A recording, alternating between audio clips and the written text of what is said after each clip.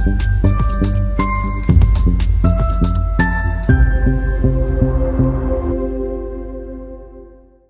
to Yajna Investment Academy and welcome to this new episode of Simplifying Saturdays. Last week हमने देखा था कि automobile industry का हम एनालिसिस कैसे कर सकते हैं. इस वीक हम एनालाइज करेंगे एक similar industry, that is automobile ancillaries. Automobile ancillaries वो कंपोनेंट्स होते हैं जो एक ऑटोमोबाइल में एंसिलरी की तरह एक्ट करते हैं in the form of wires, other equipments that are necessary to get an automobile running. So हम पहले बात करेंगे कि जनरल बिजनेस मॉडल इन कंपनीज का कैसे होता है. So automobile ancillaries mainly earn their revenue through manufacturing components by selling them to OEMs, which is original equipment manufacturers. So OEMs basically companies होते हैं जैसे Tata Motors, Mahindra and Mahindra, Hyundai, ऐसे सारे जो ऑटोमेकर्स होते हैं उनको इनका मेनली सेलिंग होता है. इसके अलावा ये आफ्टर मार्केट एंड एक्सपोर्ट्स भी करते हैं. आफ्टर मार्केट इज बेसिकली जो रिप्लेसमेंट बेस्ड चीजें होती है. फॉर एग्जांपल कोई टायर कंपनी होगी जो वेयर आउट होते हुए टायर्स है उनको रिप्लेस करने का काम करती है. So this is after market service. So segments जिनको ये केटर करता है वो बहुत इंपॉर्टेंट है. अगर कंपनी ने डाइवर्सिफिकेशन किया होगा इन टर्म्स ऑफ कौन से सेगमेंट्स में कंपनी जो है अपने प्रोडक्ट्स बेचती है, जैसे कमर्शियल व्हीकल्स हो गया, पैसेंजर व्हीकल्स हो गया, ऑफ रोड व्हीकल्स हो गया. सो जितना डाइवर्सिफिकेशन होगा उतना कंपनी के लिए बेटर है. इससे कंपनी की डिपेंडेंसी जो है किसी एक सेगमेंट में वो कम हो जाती है. इसके अलावा एक और इंपॉर्टेंट कैरेक्टरिस्टिक इस इंडस्ट्री का ये है कि यहाँ पर वर्किंग कैपिटल मैनेजमेंट बहुत ही नेसेसरी है.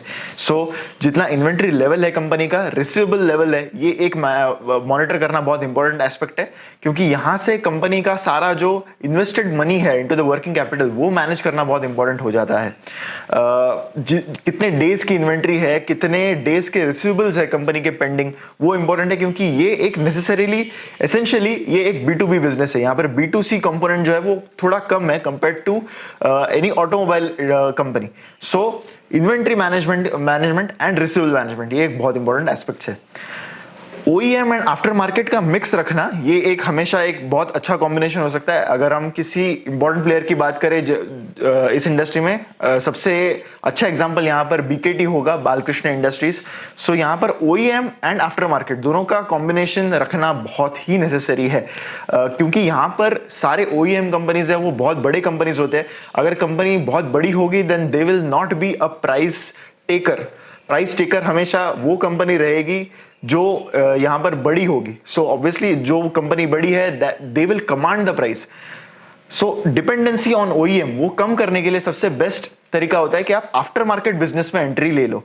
आफ्टर मार्केट सेगमेंट जो है वो बेटर मार्जिन्स भी देता है कंपनी को, जो शायद OEM companies in auto ancillary companies को ना दे पाए.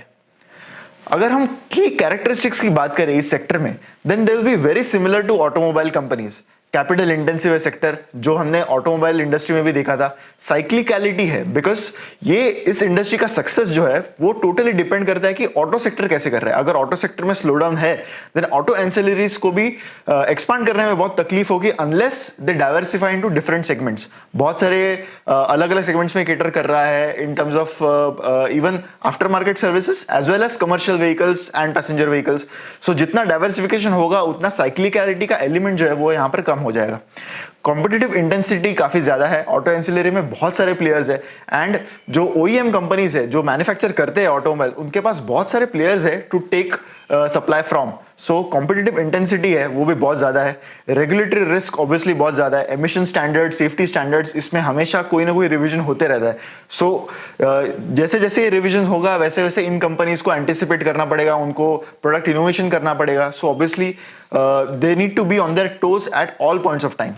फॉरेन करेंसी रिस्क है. If you take an example of company like Balkrishna Industries, तो उनका बहुत सारा एक्सपोजर यूरोपियन मार्केट्स में है.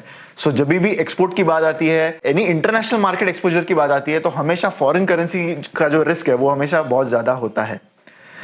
सो हम कुछ इंपॉर्टेंट पैरामीटर्स की अब हम बात करेंगे जिनसे हम इस सेक्टर को इवैल्यूएट कर सकते हैं.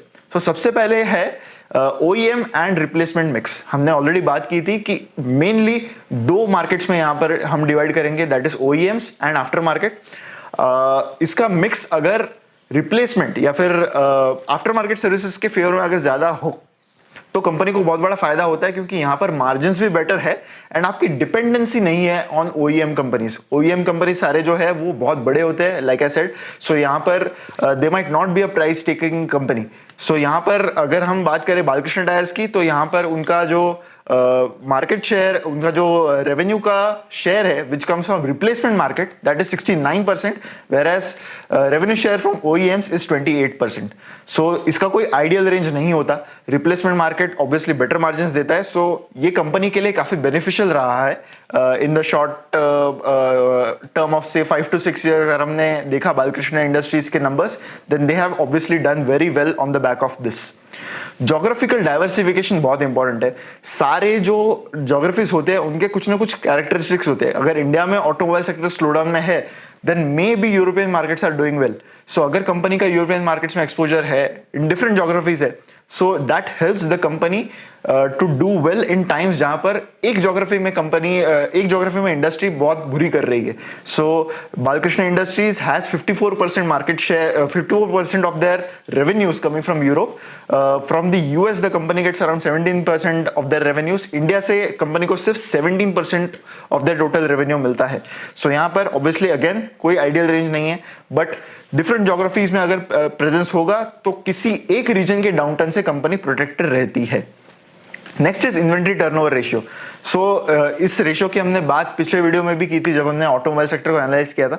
सो ये जितना ज्यादा होगा उतने ज्यादा रेट से कंपनी अपनी इन्वेंट्री जो है वो रिप्लेनिश कर पा रही है।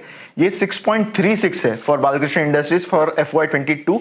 इन comparison a company like MRF has it at 5.58 times. So अगर ये रेशियो हाई होगा, इसका मतलब कंपनी बेटर मैनेज कर पा रहा है उनकी इन्वेंट्री।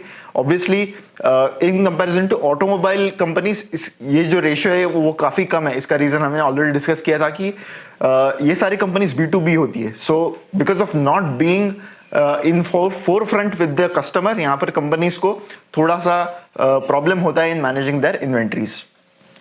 इसके अलावा देयर आर 4 अदर रेशियोज जिनकी बात हमने ऑटोमोबाइल इंडस्ट्री के एनालिसिस में भी की थी and which are very common to any manufacturing company.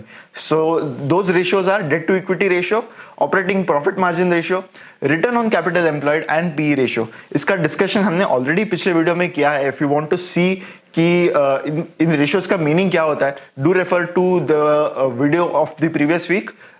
You can get the link in the description box as well. Last में हम अब बात करने वाले हैं फैक्टर्स जो कंपनीज को मोट देते हैं इस सेक्टर में। सो जो कंपनीज यहां पर सबसे डोमिनेंट है, उनके ऐसे क्या कैरेक्टरिस्टिक्स है जो उनको सेट अपार्ट करती है फ्रॉम देयर अदर कॉम्पिटिटर्स। सो सबसे पहले है strong relationship with OEM companies. इसके अलावा strong presence in after market segment, ये तो बहुत ही ज्यादा इंपॉर्टेंट है, जिसकी बात हमने ऑलरेडी इस वीडियो में काफी ज्यादा की है। Geographical diversification is very important. Technology intensive products to create reliability, constantly innovation करना बहुत जरूरी है। यहाँ पर जो भी नई टेक्नोलॉजी आ रही है उसको अडॉप्ट करना is again a very important part of this industry. Technological tie up with foreign players, जो भी फॉरेन प्लेयर्स है उनमें से काफी सारे प्लेयर्स जो है वो काफी अच्छी नॉलेज रखते हैं ऑफ द इंडस्ट्री। उनके साथ अगर आप टेक्नोलॉजिकल टाइप्स करते हो, then that can be very beneficial to the company. The next characteristics is varied product diversification.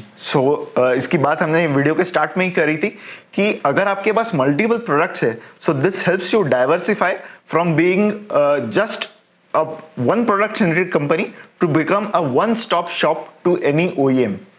इसके अलावा segmental and client diversification which is common to any other manufacturing company and constant upgradation and innovation in the components. So these are the main factors जिनकी वजह से company को competitive advantage मिल सकता है in this industry. So with that we come to the conclusion of this video. I hope आपको ये video पसंद आया होगा। इस वीडियो को लाइक, कमेंट एंड शेयर करना बिल्कुल मत भूलिएगा। Do check out investindia.in and subscribe to our research products, Stockometer Plus, Model Portfolios and Fundometer। मिलेंगे अगले वीडियो में किसी और सेक्टर के साथ in the simplifying Saturday series. Thank you.